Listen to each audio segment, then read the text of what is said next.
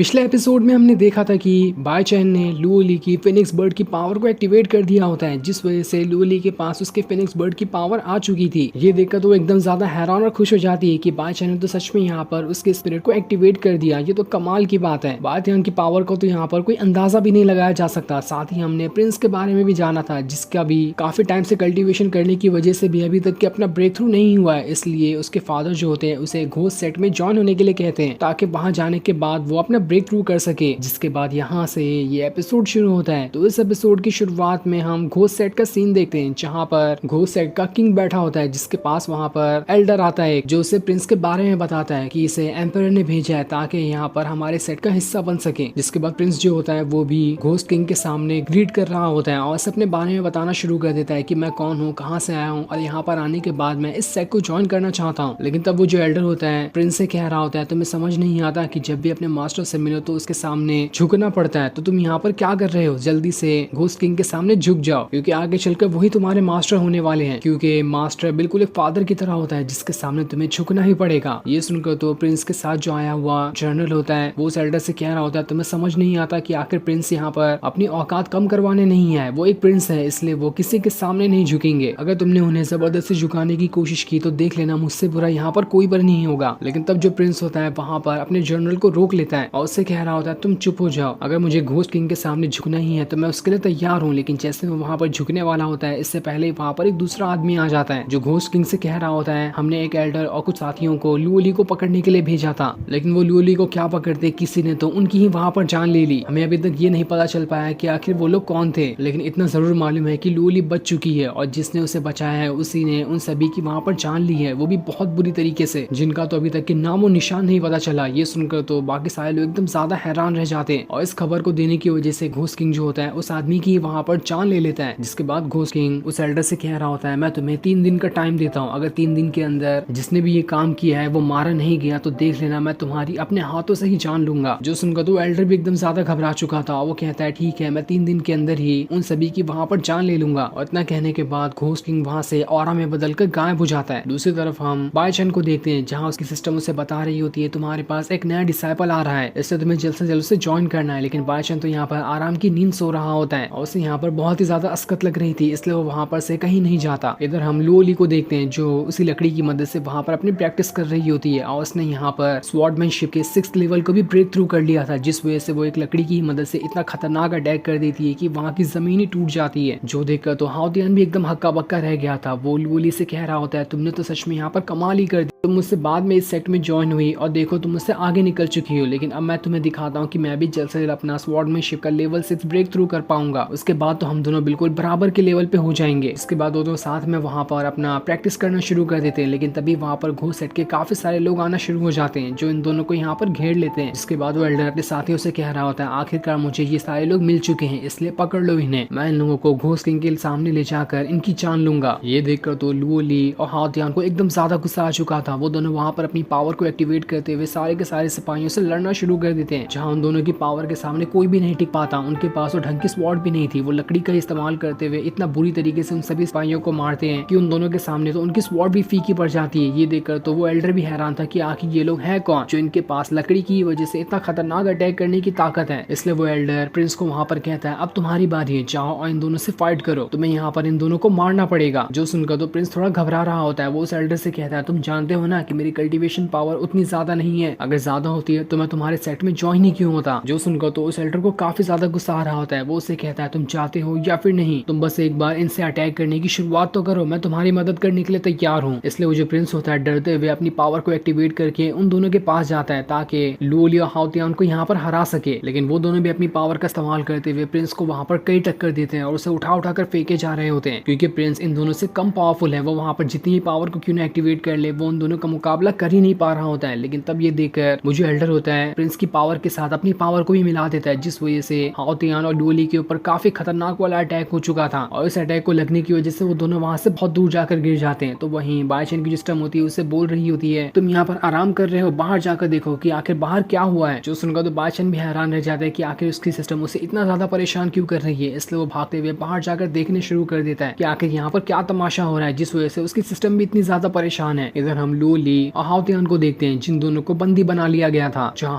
हाउतियान Prince से कह रहा होता है तुम्हारे पास तो सच में कोई भी अटैक नहीं है, तभी तो तुमने इस एल्डर की पावर का इस्तेमाल करते हुए पीछे से हमारे पर अटैक करने की कोशिश की। अगर जिगरा होता तो सामने से हमसे फाइट करने के लिए आते। तो वो जो एल्डर होता है लूली से पूछ रहा होता है मुझे साफ साफ बताओ कि आखिर मेरे साथी लोग यहाँ पर कैसे मारे गए, किसने उन्हें मारा, मुझे बस उसका नाम जानना है। उसके बाद मेरा मन किया तो मैं तुम लोगों को यहाँ पर जिंदा भी छोड़ सकता हूँ। तब लूली जो होती है उस एल्डर से कह रही होती है औकात में रहकर जबान चलाया करो, तुम जानते भी हो यहाँ पर तुम किसके बारे में बात कर रहे हो, तुम्हारे जो साथी थे उनके साथ तो वैसा ही होना चाहिए था। मेरे मास्टर ने उनकी ऐसी हालत की है, अगर वो सही टाइम पे नहीं आए होते तो मैं भी वहां पर मारी गई होती। और अगर यहाँ पर तुमने हमारे ऊपर आंख उठाने की भी कोशिश की तो देख लेना हमारे मास्टर तुम्हें नहीं छोड़ने वाले। तुम नहीं जानते कि उनके पास कितनी ज्यादा पावर है, वो एक चुटकी बजाते हुए तुम सभी को यहाँ पर खत्म कर सकते हैं, जैसा कि उन्होंने तुम्हारे साथियों को खत्म किया था। जो सुनकर तो उस एल्डर को काफी ज्यादा गुस्सा आ जाता है। वो प्रिंस को अपनी स्वॉर्ड देते हुए कहता है खत्म कर दो इन दोनों को, ऐसे मुंह चलाने वाले लोगों की मुझे कोई जरूरत नहीं है। लेकिन जैसे वो लूली हाउतियान को मारने वाला होता है इससे पहले ही वहाँ पर बाईचैन आ जाता है जो उन सभी से कहता है किसी ने भी एक कदम बढ़ाने की कोशिश की तो देख लेना मैं 1 सेकंड के अंदर उसकी यहाँ पर जान ले लूंगा। अगर जान प्यारी है तो उल्टे पैर यहाँ से भाग निकलो, ये मेरा सेक्ट है, तुम्हारे फादर की जमीन नहीं जो यहाँ पर कोई भी ऐरा गहरा आ जाएगा। तब ये सुनकर वो जो एल्डर होता है बाईचैन से कह रहा होता है तो अच्छा तुम ही हो इनके मास्टर, तुम्हारे ही दम पर ये लोग इतना उछल रहे थे, लेकिन तुम तो मुझे किसी काम के दिखाई नहीं दे रहे हो, तो आखिर तुम हमसे फाइट कैसे कर पाओगे। इसके बाद वो वहाँ पर बाईचैन का ही मजाक उड़ाना शुरू कर देता है कि तुम तो किसी काम के हो नहीं और तुम्हारा सेक्ट भी बिल्कुल रद्दी है, जिस सेक्ट के बारे में मैंने आज तक कभी नहीं सुना। लेकिन उसके इतने सारे भाषण की वजह से